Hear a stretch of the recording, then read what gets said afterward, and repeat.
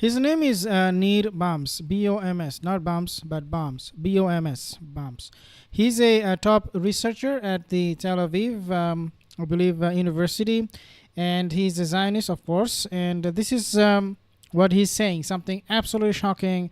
I mean, even people like him, they're now afraid that something big is happening in the Sinai desert, and they're now fearing an attack from Egyptian military into Israel. But before I move on and share the video more in details, to remind you, most of my viewers are not subscribed. Consider subscribing, hit the like button, and leave a comment. Let's play the video, and then we'll go from there. The Egyptian military is building up a massive military presence in the Sinai Peninsula, right on Israel's doorstep. Well, Israel's new ambassador to the United States says the escalation is, quote, not tolerable. Well, Dr. Nir Boms, research fellow at the Moshe Dayan Center in Tel Aviv University, joins us now. Shalom, Nir. Shalom, good to see you. Well, buddy, does this military escalation violate the peace agreement between your two countries? Well, yes, and this is also not a new issue. There are 22,000 Egyptian soldiers that should be in the western part of the Sinai. The estimates that there are at least 4 times the number. Tanks that should not be there. And again, this is not a new issue, but the bringing of additional forces and building up of the force is a new issue. If according to what he says is true, Egypt should have 22,000 soldiers or troops in the Sinai, but he said the number is 4 times higher. So that would be 88,000 or almost close to 100,000 Egyptian forces right now staying in Sinai. If this is what he says is true, and I think it is, because if you take a look at the recent images coming from the Sinai desert, you will know that the military buildup is huge. It is huge. I don't think Egypt is doing this just because of fun or to have some picnic there, simply because it will cost them millions of dollars. It costs them a lot of money. But I also believe at the same time that this could be a PR stunt from Egyptian President Sisi, as we know that his popularity right now is tanking. Pockets of resistance is growing everywhere, and he's seeing people are getting frustrated with his action, or inaction I should say, over Gaza genocide. Therefore, in order to counter this kind of media propaganda that is being launched against him, and also, for the most part, these are not just mere propagandas, but also these are facts. We have not seen Egypt taking any bold step against the genocide in Gaza. Now Sisi is afraid that if he doesn't show his forces, if he doesn't flex his muscle, then of course people will think this guy is weak, and that's not what he wants to come across as, a weak leader. He wants to be seen as a leader who knows what to do, how to deal with the Zionist forces from Israel. Israel had allowed additional activity of Egyptian security forces in the Sinai, mainly because of what we've seen at the end on October 7. We wanted to help the Egyptians prevent it. I don't think we can argue that they've done a fine job at it. But Israel allowed the Egyptians to do some of this work and allowed to have additional Egyptian forces, but not to a scale that potentially can be seen as a preparation for aggression. Yeah, I think that's the alarming part that I'm seeing online, is that a lot of people are saying, "Hey, look, this looks very not offensive in like a you hurt my feelings way, but offensive in the sense that this doesn't look defensive." So, in your opinion, what do you think Israel's response will be? Well, I think it's going to be measured. I don't think that we believe that the Egyptians are about to attack. The Egyptians are deeply involved in the situation in Gaza, which relates to the situation in Sinai, which relates to the humanitarian dimension. The Egyptians are very connected to, by the agreement, to the American orbit. They're not going to risk all of that, an escalation of a different scale.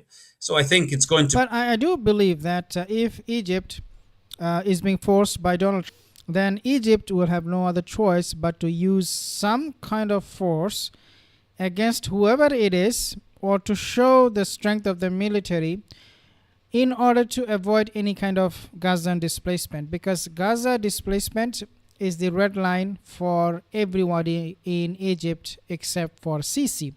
That's what he's fearing, that if I cross that red line, if Donald Trump goes ahead with this Gaza clean-out plan, and I'm forced to take those refugees from Gaza, that would mean my people will turn against me, and the entire region will feel the heat coming from people on the street of Egypt, Jordan, and elsewhere.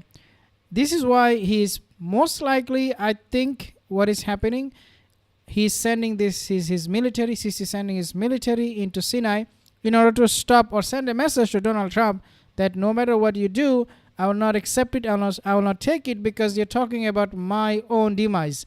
If I go ahead with your plan, or if you force me to accept your plan of Gaza clean out, then I will be completely destroyed. My military will turn against me, and I'm not going to do this.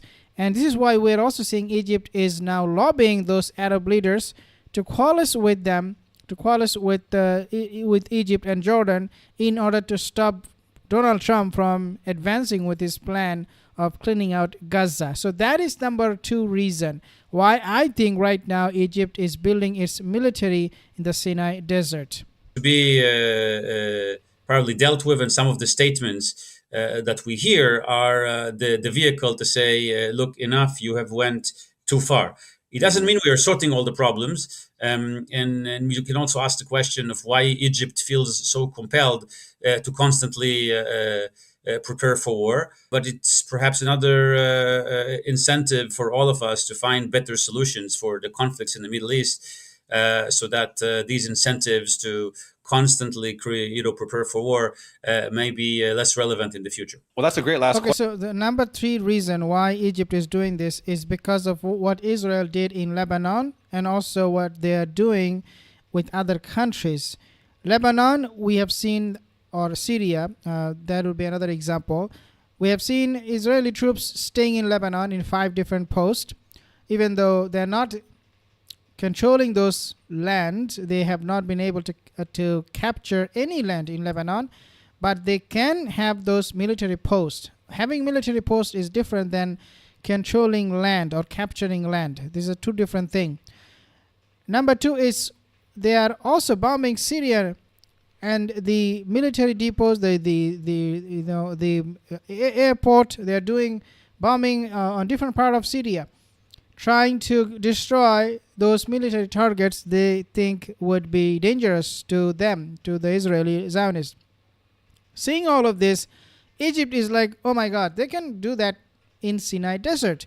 We better stop them, because otherwise this is going to be a huge humiliation for us, and Sisi will look even weaker.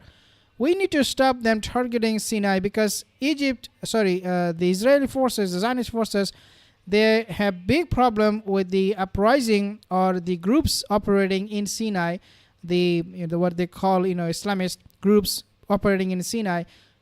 Therefore, Israel could anytime attack or target these groups in Sinai, saying that they are a threat to our security, and then eventually build a post there. Egypt doesn't want to look weak by allowing Israel to do that for whatever excuse they have.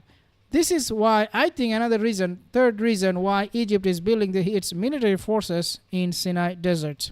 Question. I mean, not to ask you to read people's minds, but why do you think they're doing this? I think the Egyptians would like to say to their people that they're ready.